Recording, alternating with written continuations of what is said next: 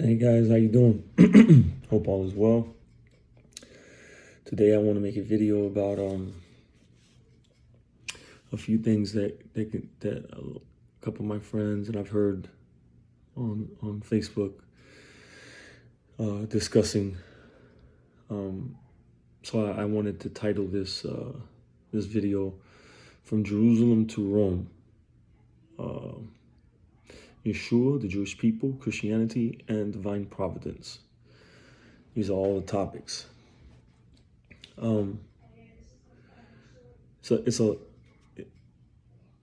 it's something that there's a lot of background information. We've only had one side of the story for about 2,000 years of how the case for Jesus of Nazareth has been presented largely among many individuals and among some scholars. The truth has been revealed, but not on a large scale, right? There's still a large majority of Christians who don't know, and not just Christians, but people in general don't know the real historical truths behind Jesus of Nazareth, his life, his way of life, his religious outlook, the religious outlook of his disciples, the apostles, etc., his immediate disciples, and Christianity, Christian history.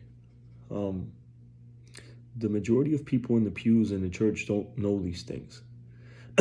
There's just a certain bias and a certain lens that these things are looked through when you go to seminary. And I've spoken to many pastors in the past, people who used to be pastors, people who have gone to seminary, and once they have looked at the historicity of Jesus, the Jewish man, a lot of things have not added up. Largely, the Galilean rabbi, Jesus of Nazareth, has been looked through, his teachings have been looked through a lens, a specific lens. And this lens comes through a system, the system of Christianity. Now, before we get there, we have to speak about some points and some historical facts, right? So first and foremost, Yeshua, and I've said this a lot of times, I first heard this through the great late scholar Joseph Klausner, and many other scholars have repeated it before him and after him as well. Geza Vermes said the same thing. David Flusser said the same thing. And it is this, that Yeshua and the apostles were Jews, religious Jews within first century Judaism. They were not, I repeat, they were not Christians. Christians in the sense of Roman Catholicism. That is the mother church of all denominations who have come afterwards, including the Greek Orthodox, including the Protestant Reformation, Luther and all of them. He was a Catholic monk. And when he separated, right, at that time, there was no thought of separating from Catholicism in that way that we view it today, the way it is today, Protestantism and Roman Catholicism. He just had a few, objections to the way the church ran things, but many people have done the same thing. I'm talking about from the very, very beginning. We got to go way even further back to the beginning of Christianity itself. When it became a state religion. The moment that happened, a lot of things changed. I mean, once a religion has state power, a lot of corruption will naturally come in. But let's go further back to the religion of Jesus of Nazareth. When many scholars say that he was a Jew, we're not talking about because he happened to be born to a Jewish mother, a Jewish father, or because he was born in Israel. This is not necessarily it, though it includes all of this as well. We're talking about religiously a Jew.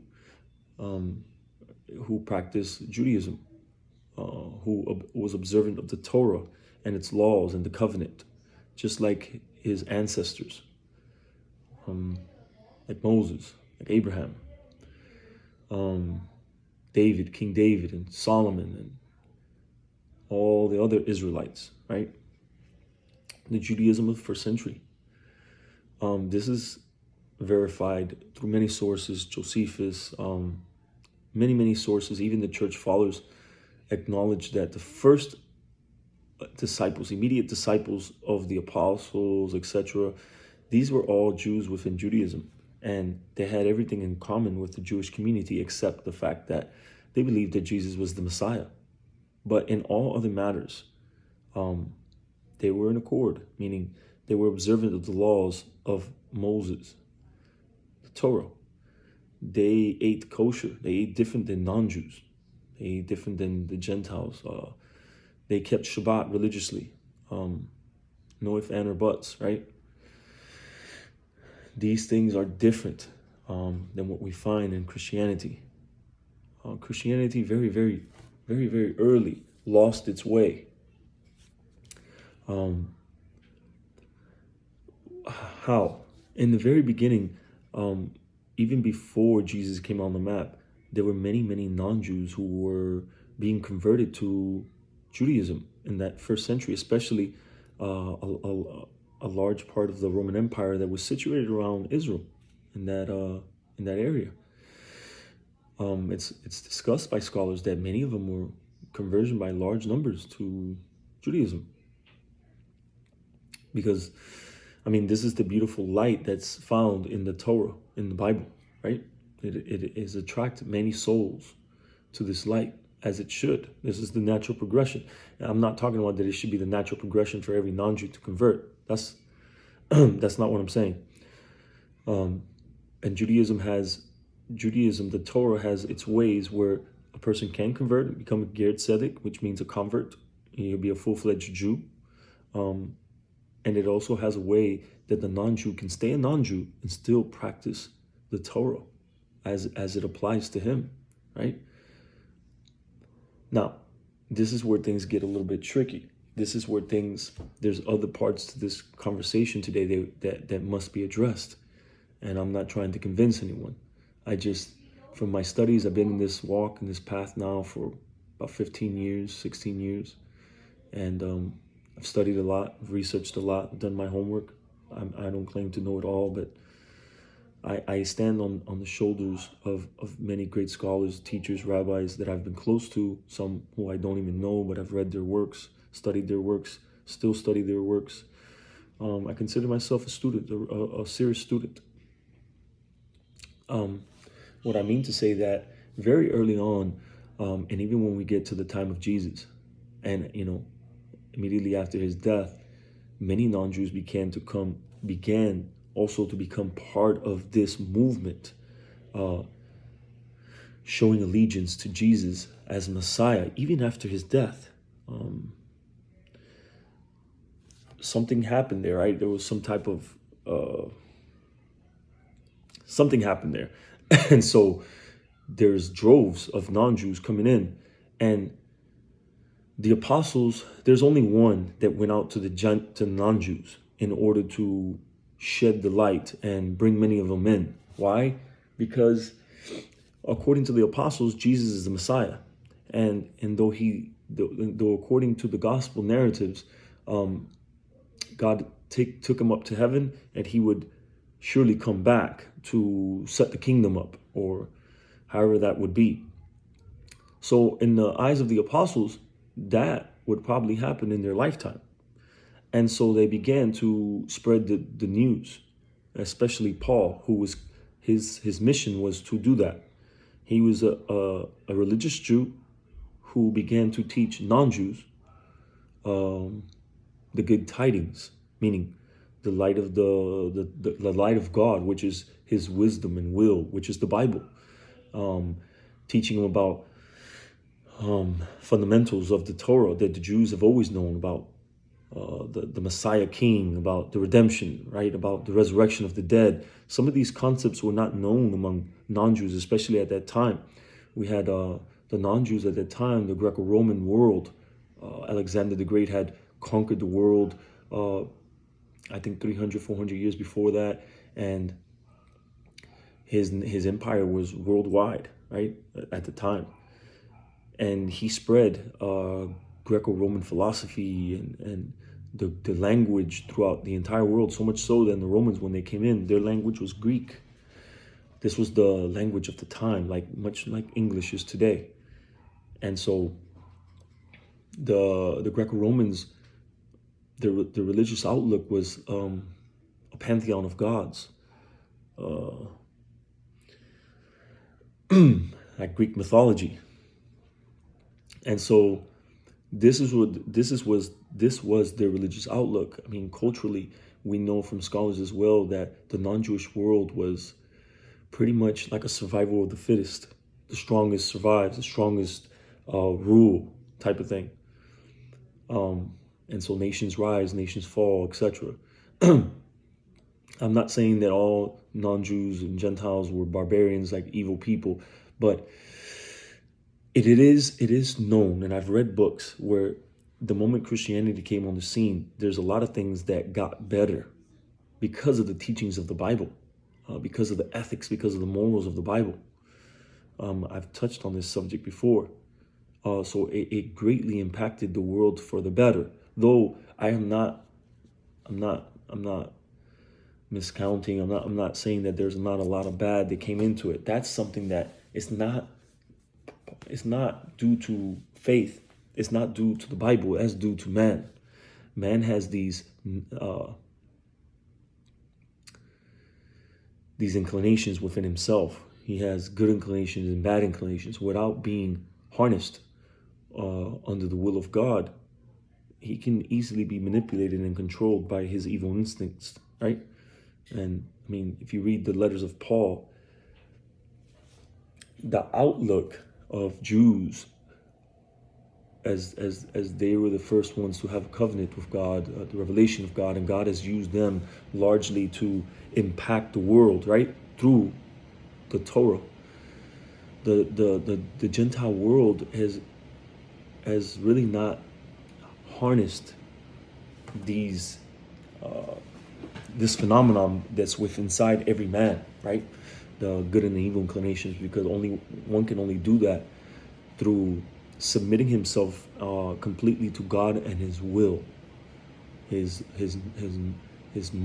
morality for the world, His law, etc. These things give man a way to fight, control, overcome his evil inclinations, in order that he can submit himself completely to the good inclination, to stop his ego, etc.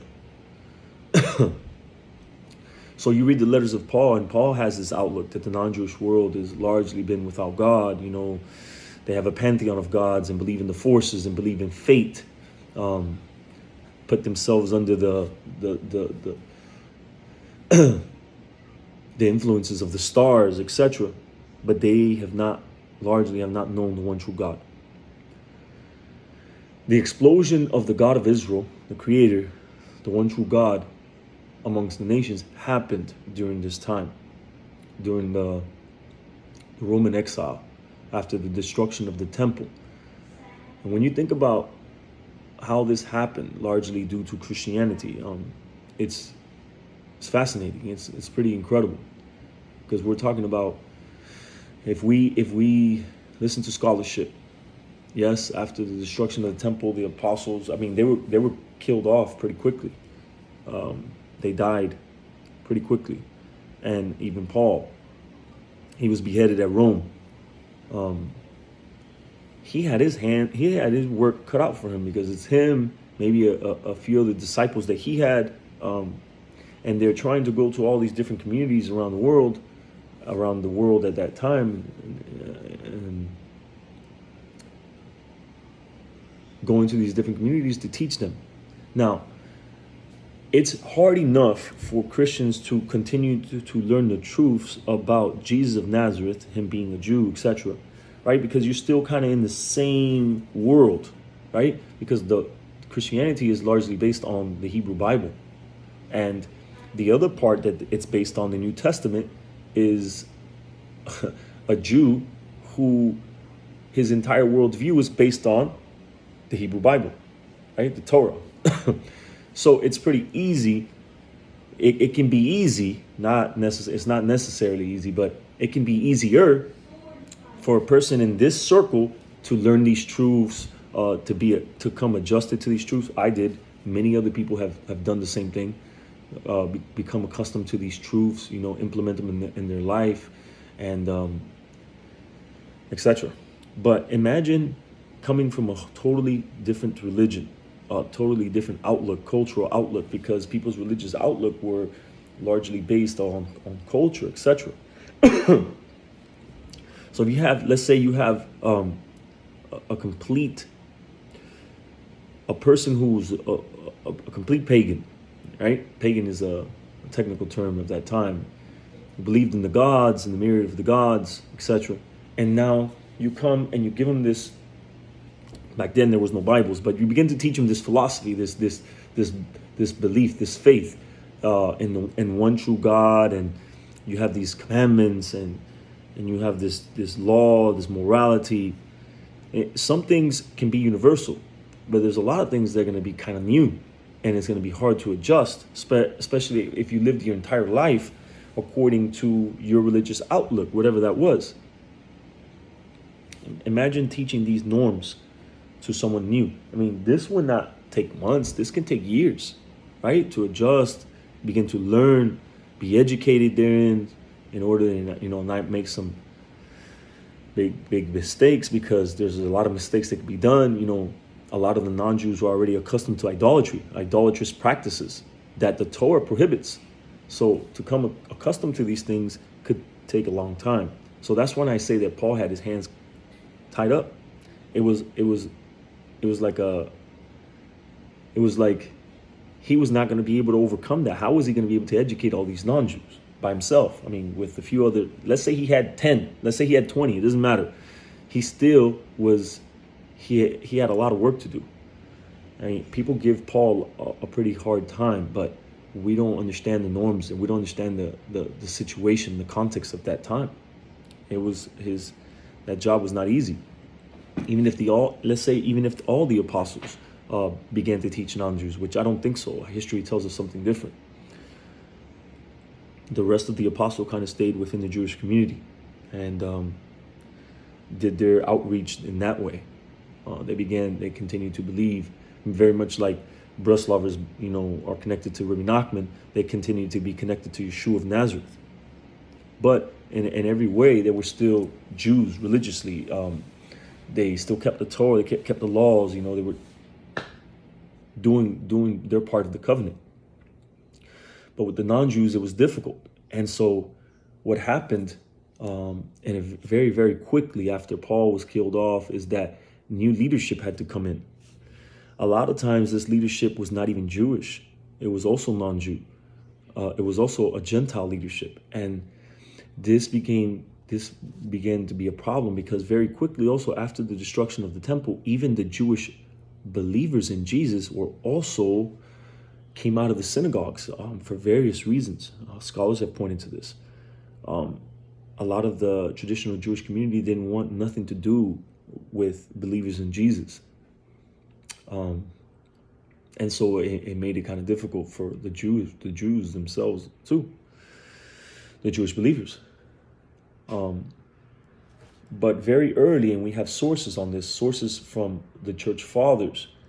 I mean, there's a lot of things that we have to take with a grain of salt from the church fathers. But one thing is that we have no reason to not believe them when they're talking about their enemies, when they're talking about people they completely disagreed with, right? In a sense of like, there's a couple of works, and they talk about different heretical groups. This is already like 250s, 300 years after the death of Jesus, right? We find the church fathers talking about Jewish believers in Jesus, and they were heretics. They were seen as heretics according to these Christians, according to these first Christians. Why? Why were they seen as heretics? Because they were too Jewish religiously. they still kept the commandments, and they kept Sabbath, they kept kosher. They were Jews, they say it just like this, they were Jews in every way except for the fact that they believed in Jesus. This kind of put them in a middle ground, right? They weren't really accepted by the Jewish community because of their belief in Jesus, but they weren't really accepted by Christians neither because they were too Jewish. They didn't want to let go of these things. By that time, very quickly, it happened very quickly.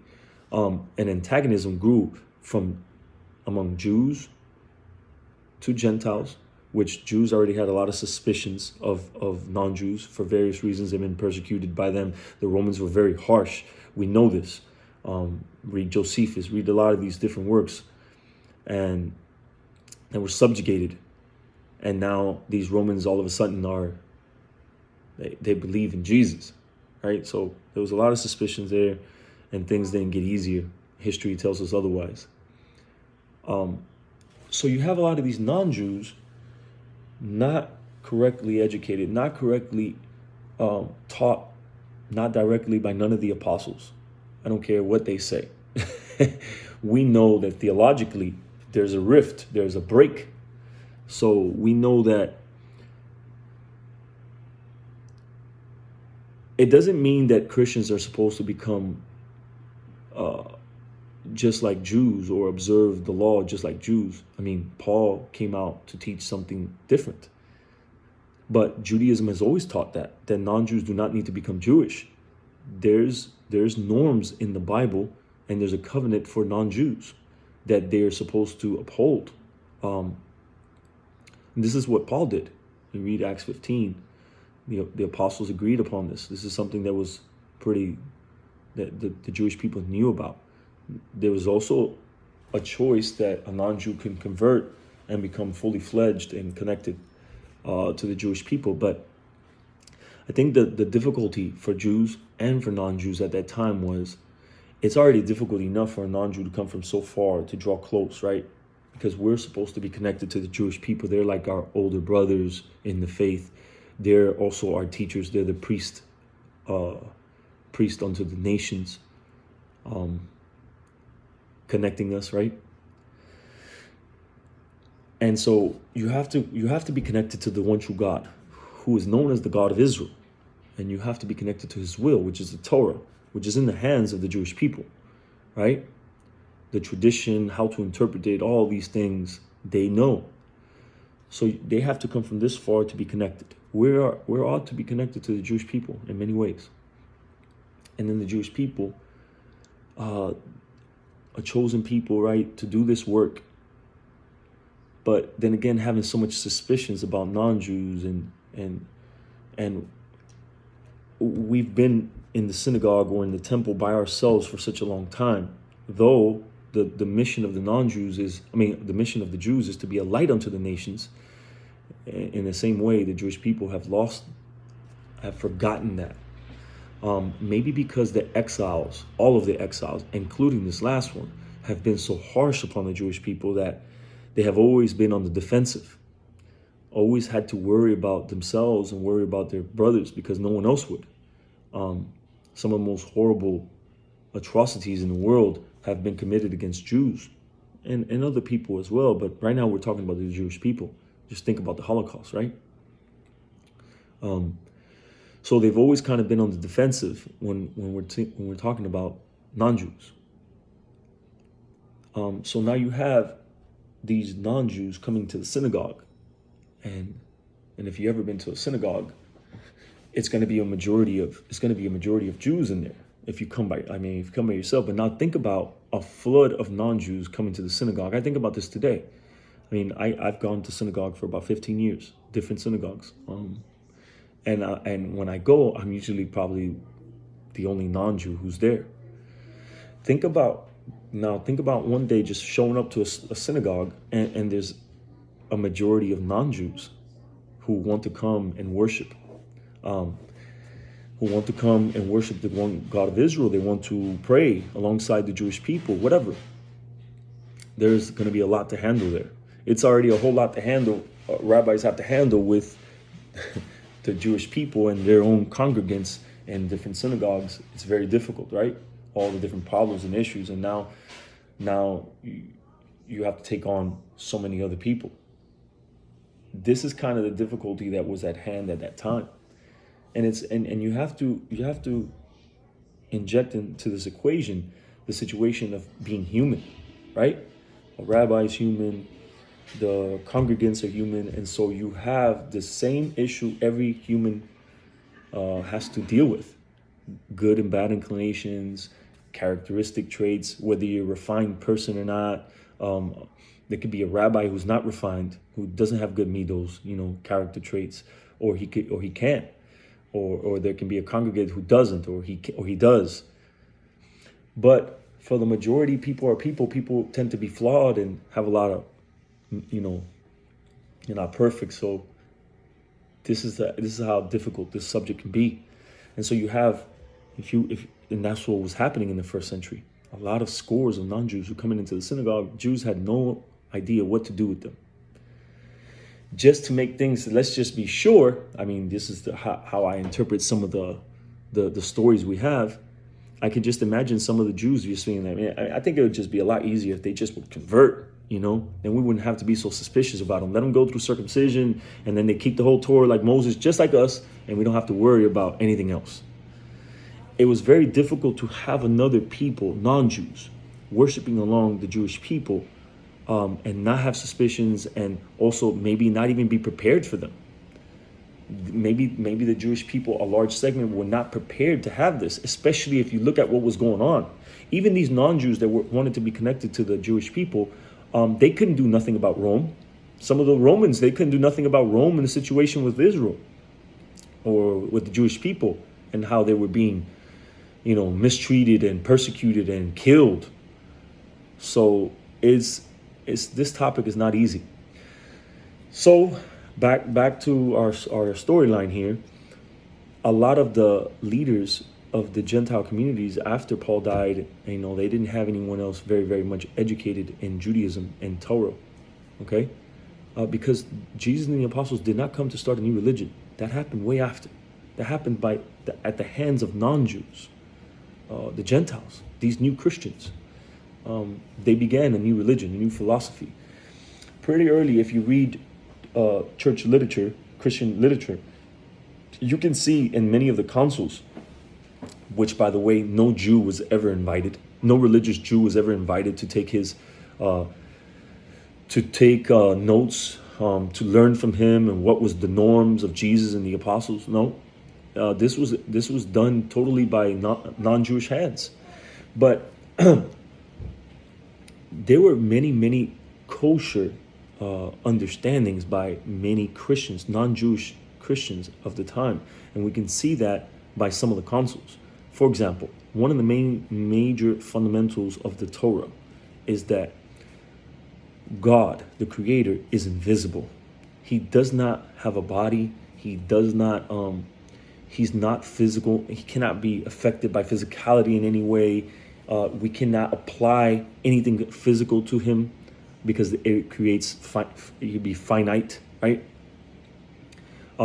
There's the realm of idolatry that comes in. Do not make any images of God. A man is an image. And so this is a big difficulty. And so we could see in the councils that the Arians, and there were other Christians who had some pretty kosher views. And from what I read, they were the majority in some of these councils.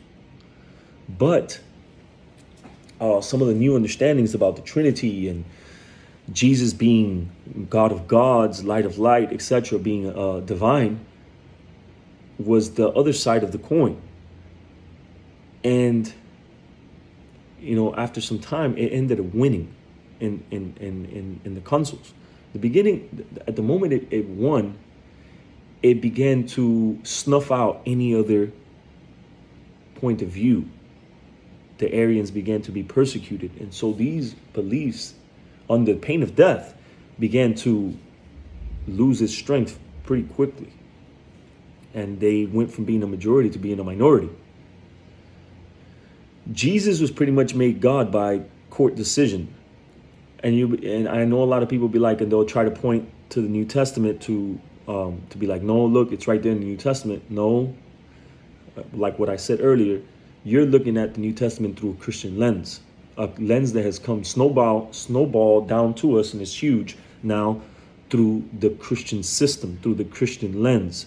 There's no other way that you can interpret those passages other than your Christian eyes and your Christian mindset, which is educated within Christian theology.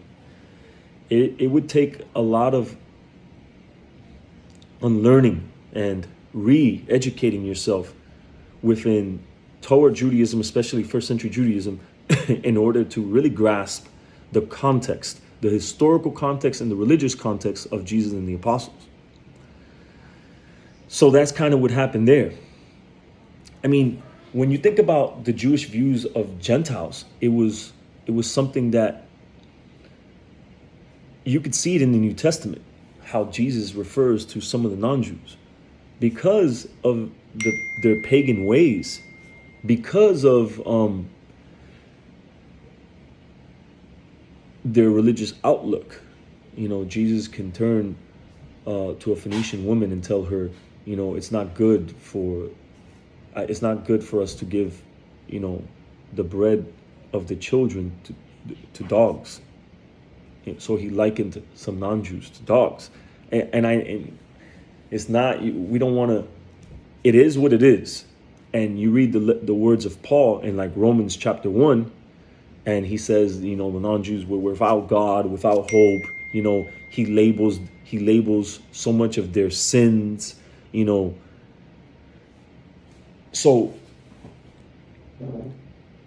this is a pretty normal Jewish outlook towards non-Jews. Now you can take offense today, we're in the 21st century, and we have been so refined by the vehicle of Christianity, Islam, the morals that all come, Christianity, Islam, a lot of their morals and a lot of the bulk of things come from the Torah, from the Jewish people. So kind of wanted to get that out there too. Now, the Jewish people are very much insular. I was talking about that. They have stayed within a community. Their norms and their way of life can be pretty weird to a Westerner, to people not acquainted with that type of lifestyle. I mean, the way they dress, you know, the way, you know, some of their day-to-day things that they do can be different. It's different, right? Especially if you're not acquainted with these things. But their mission, according to God, is to be a light unto the nations. This is something that we're going to discuss as well. And for the most part, they have not been able to be outward with this mission. They have had to be on the defensive, always defending because of the persecution that has come upon them by non-Jews, largely by non-Jews, always. And so another equation to the puzzle. Another bullet point that I have here is divine providence, right? I wanted to talk about divine providence. So it was divine providence that, though this is the mission of the Jewish people, that it still went out in a covert way through the Jewish people. Let me explain. Jesus is Jewish. His apostles are Jewish. Jews within Judaism. Not Christians. Christians didn't happen until about 300 years later when it became a state religion. Okay? I've kind of tried to touch upon all these things. But when Jesus and the apostles and their teachings were hijacked, and I have to name it like that, hijacked, believed in and hijacked and taken into Rome as the state religion, and went in there with a new outlook, with a new way of looking at his teachings, not within the correct context. But even this was used, the Rambam says it, Christianity was a vehicle used to what? And Islam as well. Fundamentals of the Torah have gone out throughout the entire world. The morality of the Bible has gone out to the entire world. Fundamentals like belief in the Messiah, the resurrection of the dead, the validity and the eternality of the word of God, right? All these things went out into the world. Yeah, could it have been in an incorrect manner with errors? Yes, that also did happen. But it happened nonetheless. So Israel is still being a light to the nations because Jesus and the apostles were Jews. They're also Israelites. And they share in the chain of transmission of the Torah. Did it happen in a not so perfect manner? Yeah. But humanity is not so perfect itself. But it happened. It worked. Because as I said, we know of the good things through scholarship that Christianity has also done. There's a lot of bad. We're not discussing the bad right now. We've discussed the bad a lot. I have. We're discussing about the good. It used to moralize the known world at that time. And I believe that Islam was used to kind of like keep Christianity in check because nobody dominated or nobody beat Christianity as a state power, Rome, until the Muslims came around. And I think that God has used Islam to keep Christianity in check. Think about the Crusades and their wars and all that stuff, right? Islam also, in my opinion, helps to keep Christianity in check in one of the greatest fundamentals, because these are the two biggest religions in the world. Christianity has these views of the Trinity, and they kind of like warp and incorrectly understand the belief in God, the Creator. But Islam has its view of a strict unity, right? Strict monotheism, as is taught in the Bible. So I think that they've kind of kept each other in check, because if Rome would have gone unharnessed, they would have destroyed the entire world. We talked about divine providence like that, and how, the message of the Torah has gone on throughout the entire world, largely by the hands of non-Jews, not largely by the hands of Christianity, and also by Islam. But now we have to contend with the situation. The Jewish people still have to take their lead role in this whole thing. How? I'm not sure. This is part of the reason why we say Messiah. We need the Messiah, a leader, to do this, right?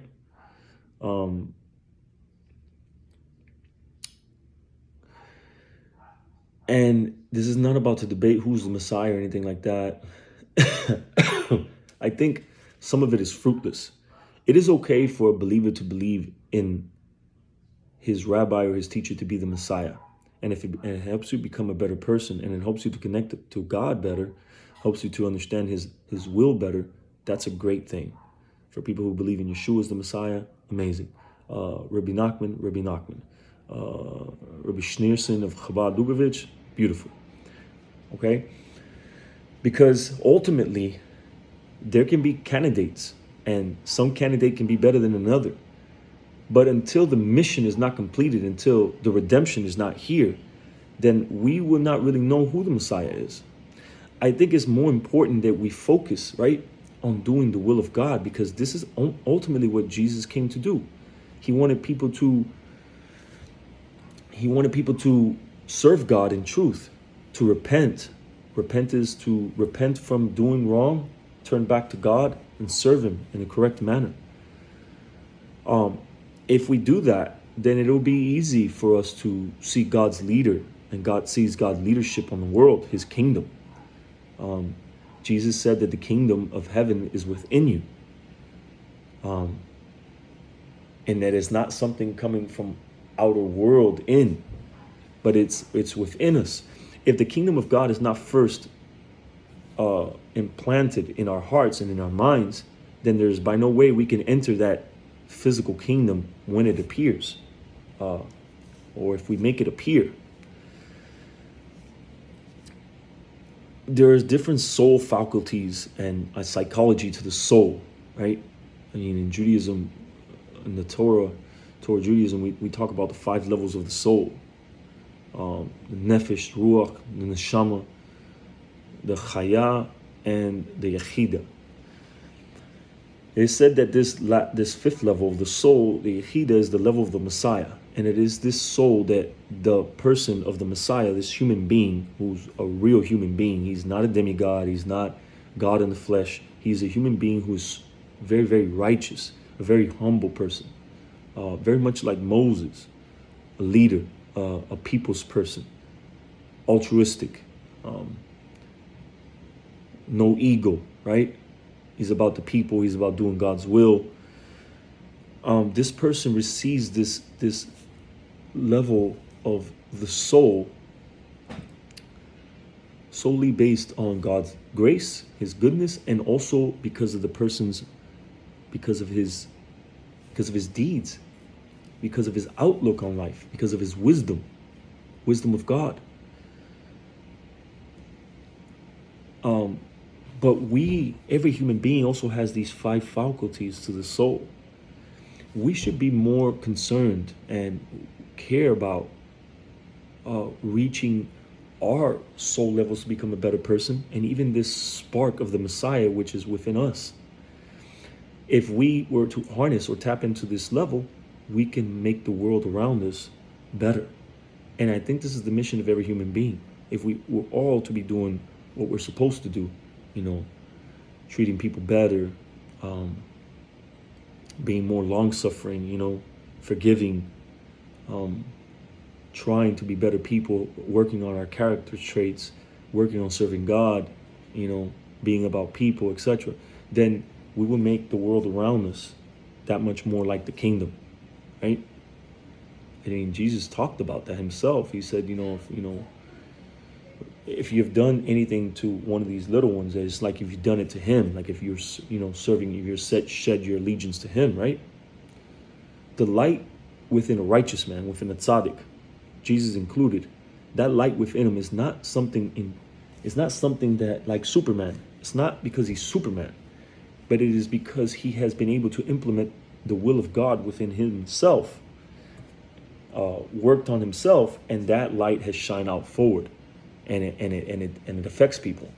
It makes people to want to be better, want to serve God. And I think this is part of the light that the non-Jewish world, the Christianity, has kind of seen in him, maybe in a subconscious manner, in a subconscious way.